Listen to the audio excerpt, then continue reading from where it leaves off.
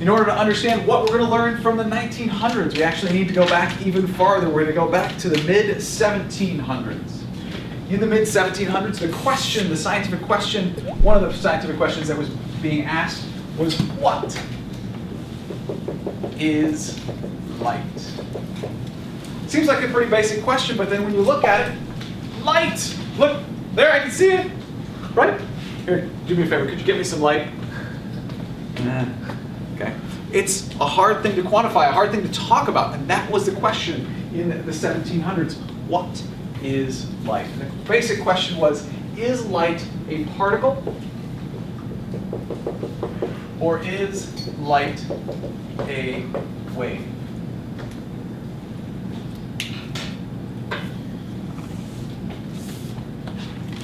I had the opportunity in 1999 to take a class called The History of Physics.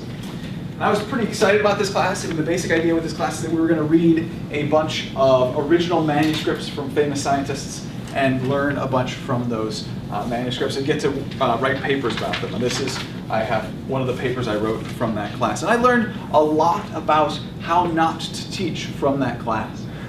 It was one of the worst classes I have ever taken. One basic example of that worst items was the syllabus. In the lower right-hand corner of the syllabus, he had a revision date. Remember, it was 1999. The last revision date for this syllabus was 1983.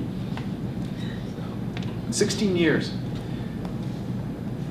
There have been a few things, maybe a few inventions between 1983 and 1999 that might have helped with like writing of papers. Anybody have any ideas?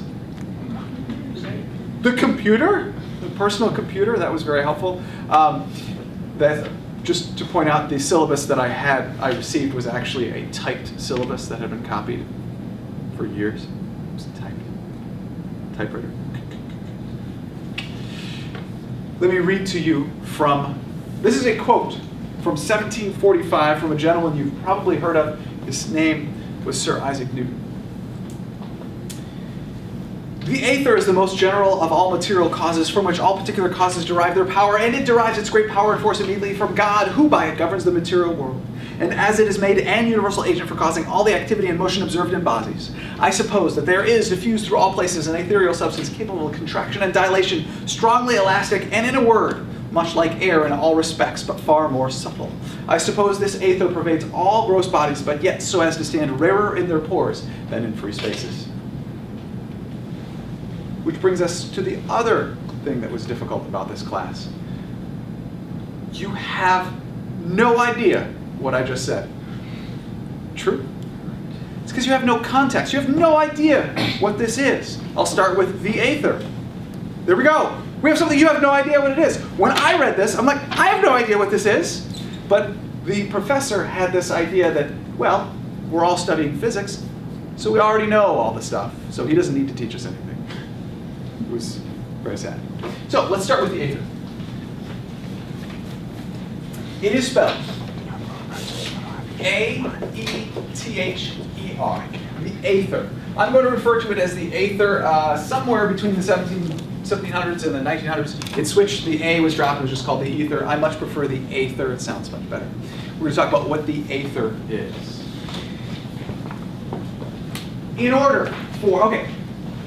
If light is a particle, light can go from the sun to the earth with no problems. If light is a wave, however, we need to have a medium. It was known that all waves need a medium. And the aether was the medium for light.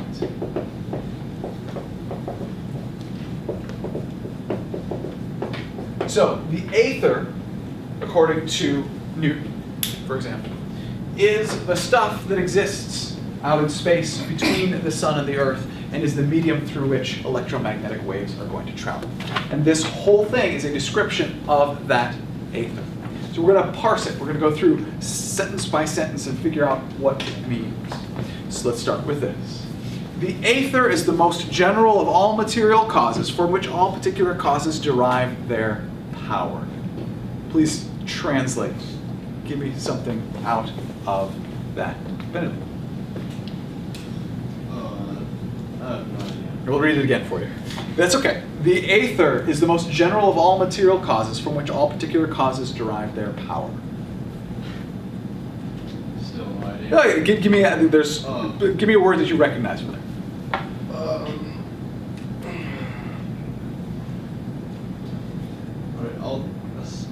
Maybe isn't it saying that it's like a really basic material, really basic medium? Okay, it's general. It's the most general, right?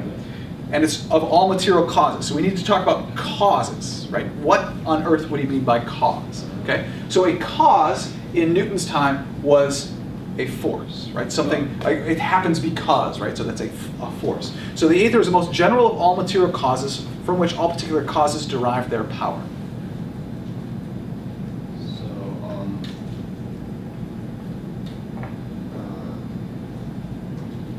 Benedict is struggling. Help him out. Who wants to help him out here?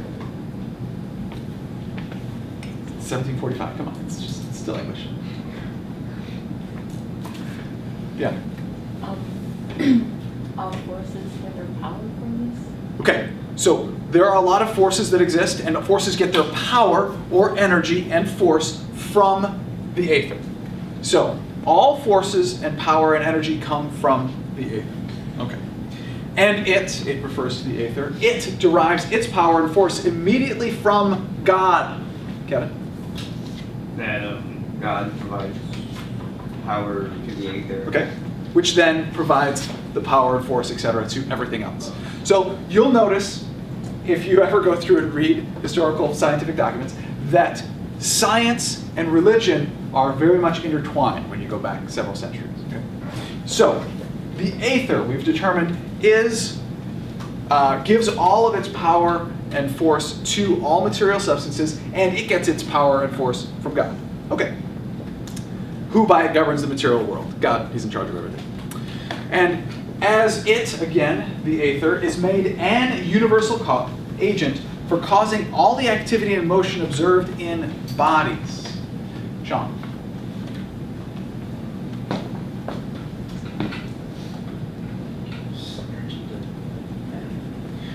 This is a subtle distinction. We were talking about energy before. Let me read it again. As it is made an universal agent for causing all the activity and motion observed in bodies.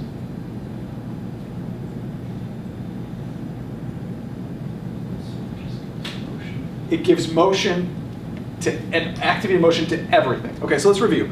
God gives the energy and power to the aether. The aether is the most general. It gives all of the energy and power and causes all the motion of everything. Does Newton consider the aether pretty important? Okay, so that first part is what the aether is. Now is where the aether is. I suppose that there is diffused through all places an ethereal substance. So where is it, Laura? Sure. I suppose that there is diffused through all places an ethereal substance. Everywhere? Everywhere.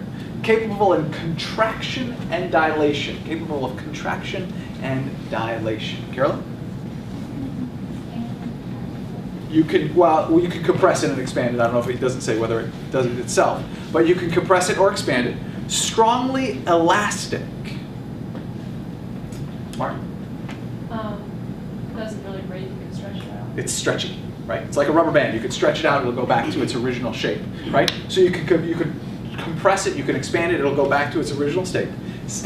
And in a word, much like air in all respects, but far more subtle. And he has a description now. The next sentence is about what it means to be subtle. I suppose this aether pervades all gross bodies, but yet so as to stand rarer in their pores than in free spaces. What does it mean to be rarer in their pores than in free spaces? You need to concentrate on just that term rare. What does it mean to have a rare substance, to have it rarefied? Stephanie? It's not common. It's not quite what he means by this. I agree. You could interpret it as you wouldn't find it in very many locations. Not quite what he means. You can tell me what it means to be rarefied for a substance.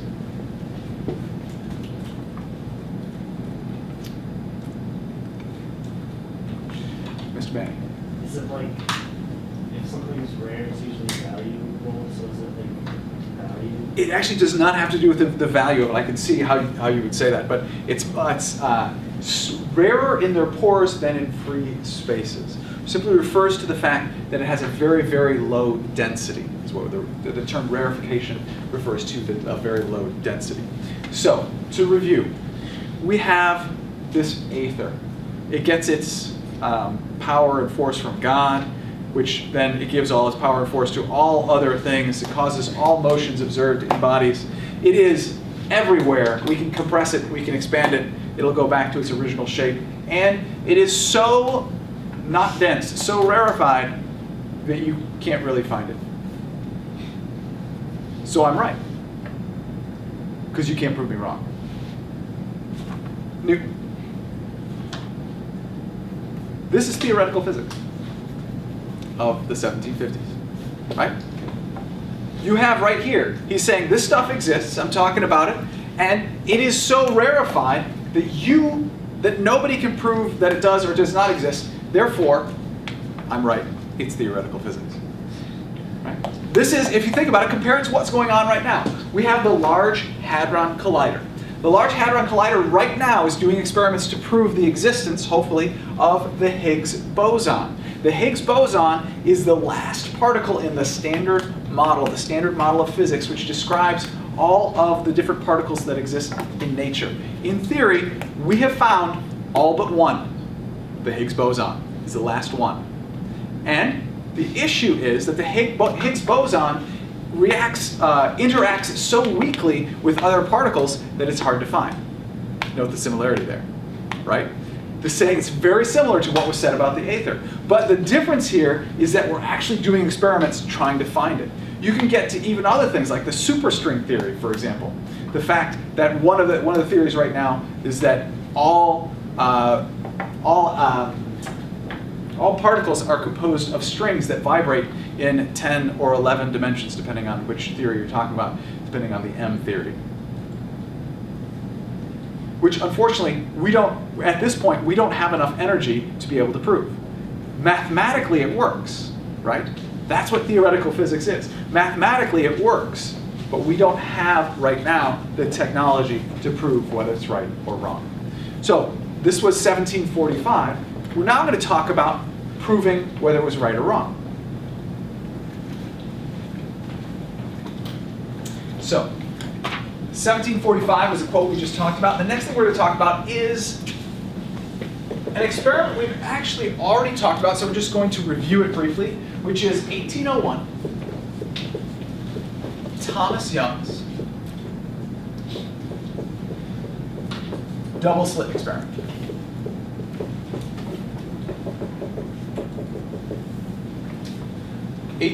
Thomas Young's double-slit experiment. If you recall, the way it worked was we have the concept of light. If you recall, I stood in the hallway, I yelled, I said, "Can you hear me?" You could hear me, but you could not see me. That's because the sound was diffracted as it went through the door. The diffraction of light, any light that goes through, and any wave that goes through a gap that is close to the wavelength of that wave will be diffracted. It will move out in all directions. Here we have a picture of two water waves. We have the constructive and destructive interference pattern, which is the whole Thomas Young's double-slit experiment. So if you recall, we have this, Thomas Young's double-slit experiment. We have our light source double-slit, and we create an interference pattern. What did Thomas Young prove with his double-slit experiment? Again, this is just review. Just want to make sure we remember.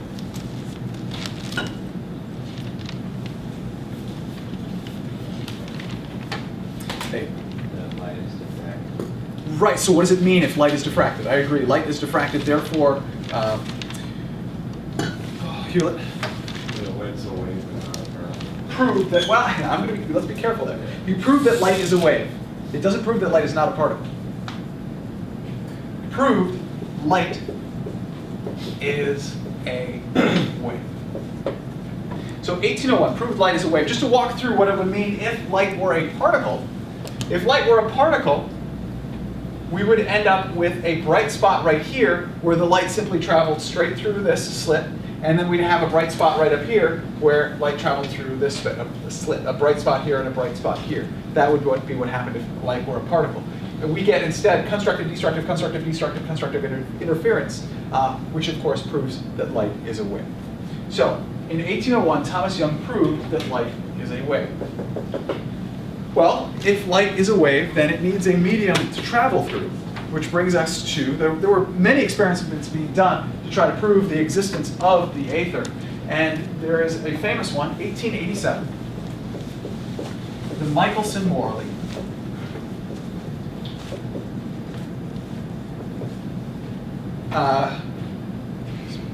Michelson-Morley interferometer.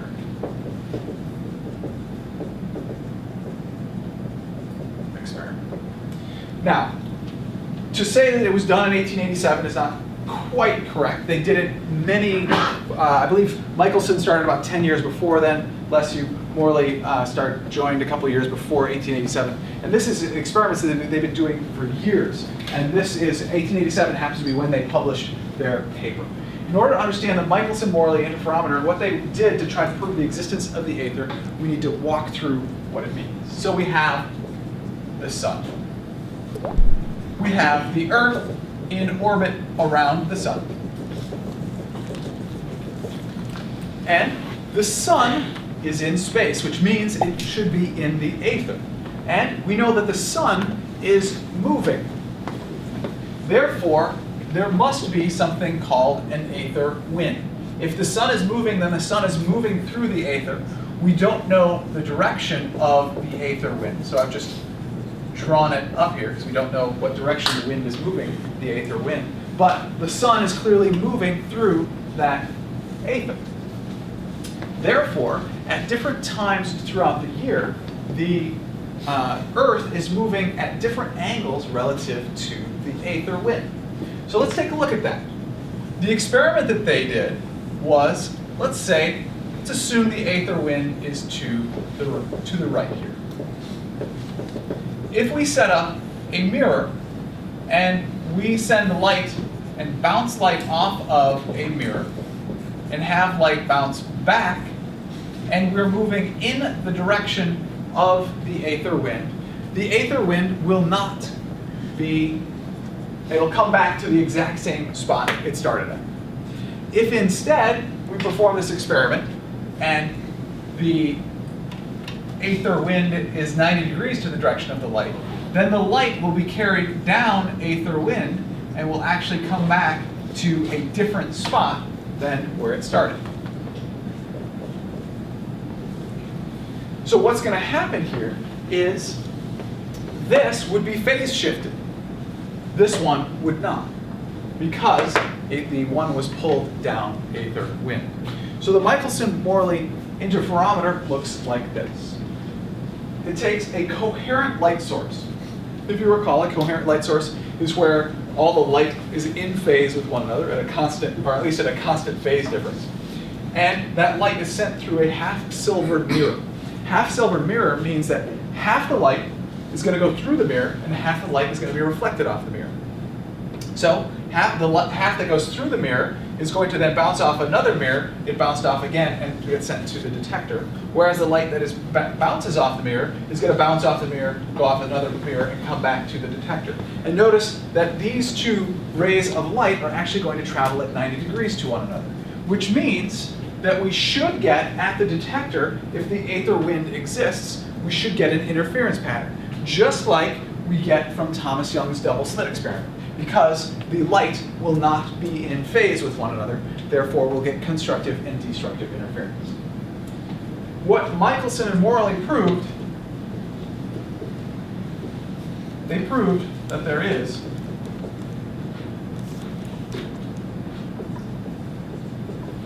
no aether. Now, Michelson and Morley were convinced that the aether did exist. And they were convinced that there must be something wrong with their experiments. So they published their results and basically said, these are our results, we think we're wrong, why don't you tell us what we've done wrong? In fact, they continued to do this. Michelson, I believe, did it for another 10 years before he died, and Morley continued to do it till 1920. And I found evidence of other people trying to prove the existence of the aether all the way through 1958. And basically what they did throughout those years is just prove better and better that the Aether does not exist. Why? Why is this such an issue? Why does proving that the Aether doesn't exist, why did scientists have a hard time with that? Man, Because we no longer have a medium for light to travel. we've proven 1801, light is a wave. We know waves need a medium. The Aether is the medium. There's no medium. So in 1887, when they published a paper, did the light stop coming from the sun to the Earth? No. In the same way that in I believe the 1960s, when aerospace engineers proved that hummingbirds can't fly, hummingbirds still continue to fly. That's right. Aerospace engineers proved that hummingbirds couldn't fly. What did they really prove? Do hummingbirds fly? Okay. They proved that our mathematical models of how hummingbirds fly are incorrect, right? Because they proved that according to the mathematical models we had for how they should fly, they couldn't fly. Therefore, there's something wrong with our mathematical models. So what they proved that there's no ether. So there's something wrong here, okay? That's the issue. And scientists have a really hard time, because we're human, in being able to say, oh, I was wrong. You know what? I was wrong. It's okay. We're just going to do this differently. I could just imagine if the Higgs boson is proven not to exist. Actually, I'm excited about it. It'll be fun if it's proven that it doesn't exist, because that means we're entirely wrong. The standard model is wrong. That'll be fun. Anyway, we'll come back to this. Okay, so scientists had a really hard time with this because we need an ether, we need a medium for the light to go through, and we've just proven that it doesn't exist. So here's how it works. We've actually already talked about the solution. Light is electromagnetic waves. It is a portion of the electromagnetic spectrum, 400 to 700 nanometers. And light is alternating electric and magnetic fields. If you recall, a changing electric field creates a changing magnetic field, which creates a changing electric field, which creates a changing magnetic field, which creates a changing electric field, which creates a changing magnetic field. It is a self-propagating wave. Electromagnetic waves are the only self-propagating waves we know of.